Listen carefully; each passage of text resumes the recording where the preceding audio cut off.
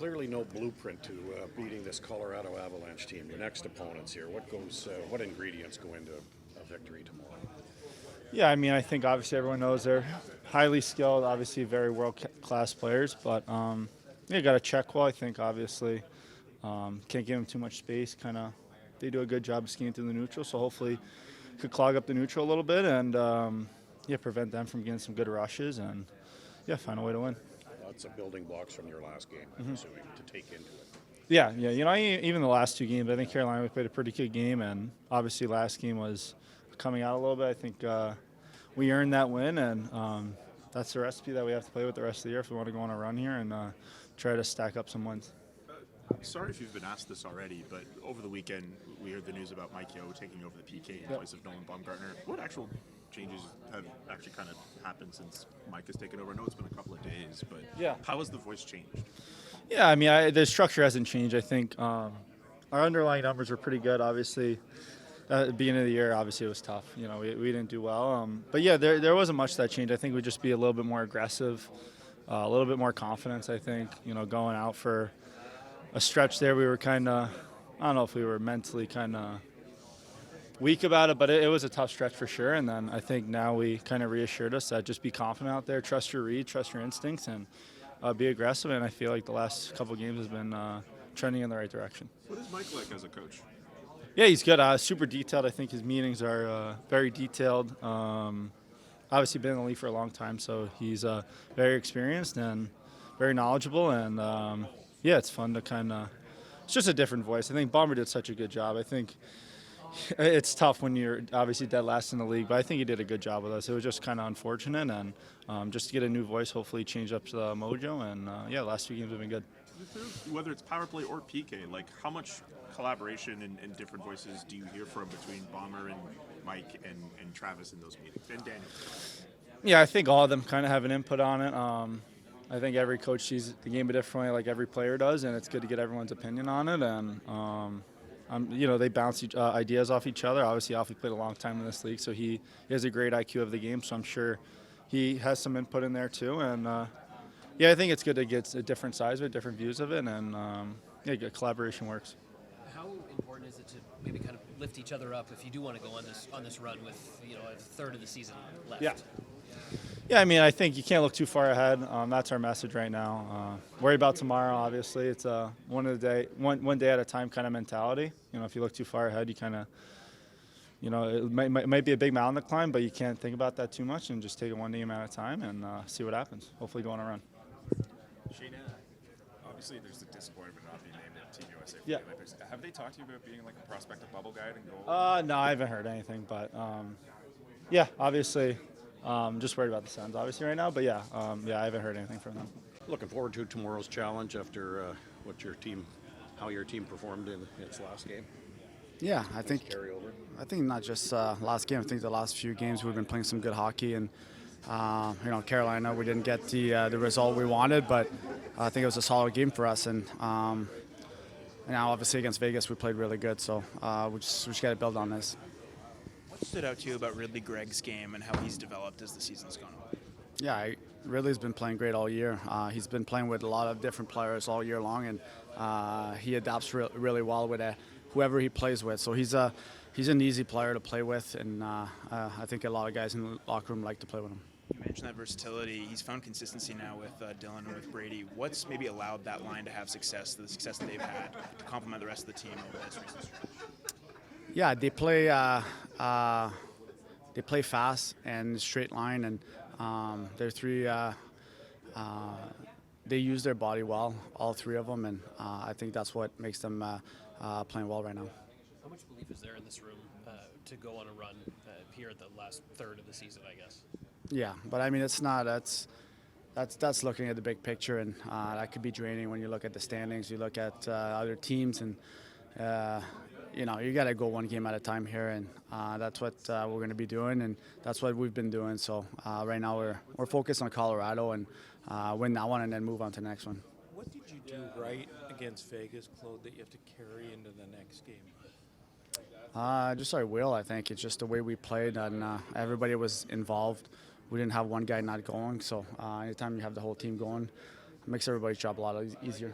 On Ridley Gregg's side of things, what have you noticed from his game specifically that's complemented you and Brady as of late? Yeah, he plays the game the right way, and he does the little things really well. He's strong in battles. He's not scared to take it around the net, get around the greasy areas, and he's really smart with the puck. He has really good vision, and he's able to find us. So it's been great playing with him. Confidence can also go a long way. Is that also the case for him, where you can see maybe confidence in his game as of late? Yeah, for sure. He's definitely playing with a lot of confidence right now. He's not scared to try and make a play, and he's been making those plays, and it's just been a lot of fun playing with him. What's been maybe working for you? I think you have 9 points in your last 7 games alongside Brady and Gregg. Yeah, I think our line's just been clicking well right now. We've been finding ways to get around the net and find some goals around the net, and I think we just kind of complement each other well, and I'll kind of play a sort of a similar game where we're not scared to get on the greasy areas and work it low. So it's been working so far, and we just got to keep it going. Does it feel a bit like a long time coming for you, just at 5-on-5, all season? I think you have 7 5-on-5 points in your last 7 games. Just kind of what you've seen. Yeah, I think I've had lots of chances, created lots of chances 5-on-5, and they've been starting to go in a little bit more as of late. So it's good to see. I just got to keep it going. Do you feel like anything's kind of changed on that end, or is it just kind of the way things, like pucks just finding the back of the net? I think it's just finding the back of the net a little more right now. Yeah. How do you build off the success, obviously, from Sunday for a tough opponent tomorrow? Yeah, that was a good game, but it was a couple days ago, and we got to look towards the next one now. And obviously, it's one of the best teams in the league, and we know what happened last time we played them, so we know we need to come out and have a really good start and keep it going for a full 60. You surprised some fans on Friday. There was a video released by the team where you joined Shabbat and Perron as one of the francophones on the team. What was that all about? I did French immersion in the Yukon growing up from kindergarten to grade 8, I think. So, I know a little bit of French. I can understand it. It's a little rusty though, but I can sort of speak it a little bit. Do you practice at all with Perron's not here today, and he won't be for a little while, but I just listen when they're talking sometimes to see how much I can understand, and I say a few things, but I'd like to practice it more and be able to speak it fluently for sure. Did the guys know at all, or? They knew before that, the French guys. I told them I could speak it a little bit and understand it, so they need to be careful when they talk French around me. Yeah. And did you hear anything from fans, or what was the reception like for this? No, I haven't heard anything yet. This is the first I saw the video come out, and but I haven't heard any feedback yet, so this is the first time. Yeah. Do you mind just starting with a possible update on Stephen Halliday, Coach? Day to day right now. So we'll see. Probably won't play tomorrow, but he's feeling a lot better. Is it a concussion? We're not calling it that. Just upper body right now. Been unfortunate, obviously, to see him get hurt, considering the game that you played, obviously. Yeah, was obviously having a really good game. He's making strides. I like the way his game's progressing. Hopefully he's back soon. It's a nice addition to see a guy come in and contribute, not just the scoring part, but he's holding his own in his own zone as well. It's a next man up situation, obviously. Perron's down now. Halliday you're down to Bourgault. What do you think he has to bring to the game if he's? Yeah, he just got to bring his game.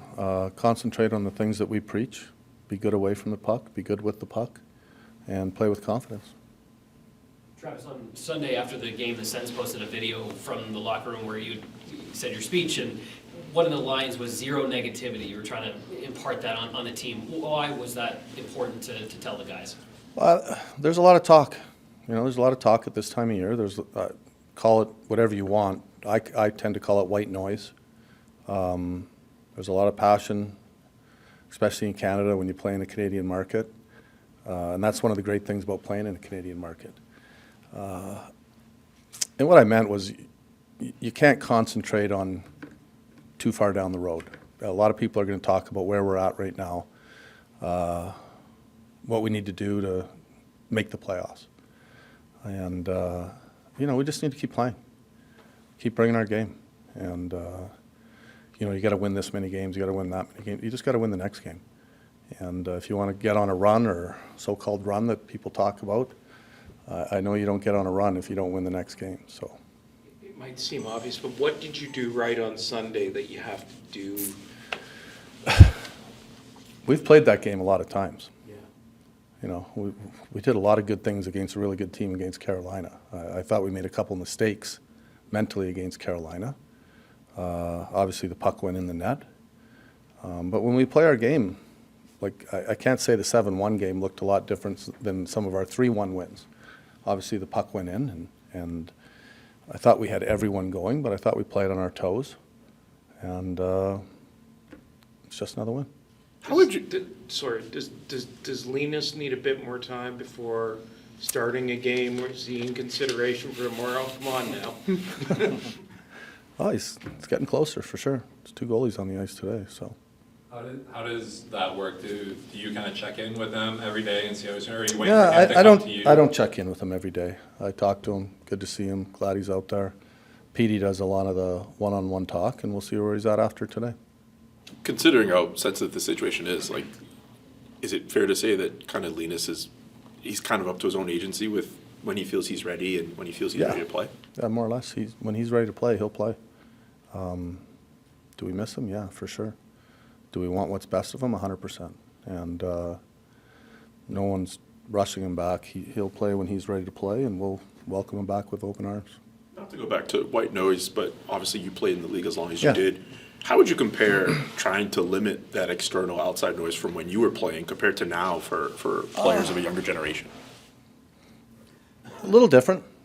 And the one thing, you hear it from everywhere. You hear it from friends, you hear it from, if you're on social media, you hear it a lot. And the league is so tight right now, things can change so fast. You start talking about magic numbers, and that's really what I was talking about the other night. I can sit here and say that, hey, we've liked our game a lot this year. We're better in a lot of areas this year than we were last year. And we just need to keep playing and not listen to people saying how we have to win this many games. We just need to win the next game and keep playing with confidence. I like how aggressive we played the other night. That's a big part of our game. And when we do that, we're pretty good. Does it feel like a lot of that external talk kind of blends together in the sense that, like, obviously us in the media, we'll say what we want to say about the team, but Yeah. considering social media and the fans and the platforms that they have, particularly in this market, like, you tell me how you feel, like when you come across that talk, like, does it all kind of feel the same? Like, how do you see it? Yeah, you know what? I'm not a social media guy, but I also have a great social media team with the people that I work with, and I coach in the Canadian market. And, there's nowhere better to play or coach than a Canadian market for me. I loved playing in one. I love coaching in one. The people want to win so badly, and you get a lot of assistant coaches on your side a lot of nights, and you get a lot of assistant coaches not on your side some nights. So I understand how the players can feel sometimes, and especially if you're on social media. And it can feel like you're riding sky high. It can feel like you're really low. And my job is to keep our team even-keeled and keep the wheels on the road and make sure that they're focusing on the right thing. And right now, our whole focus is on getting ready to play tomorrow, much like that's all you can do. Game 1 of the year, you're not worried about game 80. And, the only way through something is through it one step at a time. You've often said, win the day. Yeah. Did you bring that with you from somewhere, or I can't remember exactly where I got it, but it's really, you can live by that, to be honest. And as a team, especially with a season like this, it is about winning the day. And we talk about our days off. Win it. Sometimes winning it is just getting away, not thinking about hockey. We've had 2 days off here, which is has been rare. We're going to get another 2. We just got to worry about tomorrow. Yeah, win the day today and get ready for tomorrow. Coach, I couldn't help but notice, like, Linus Allmark's mentor, former goaltending coach, was in the stands. Yeah. What's the dynamic, or is there a dynamic between your staff and him, or how does that work? A little bit, more so with Petey.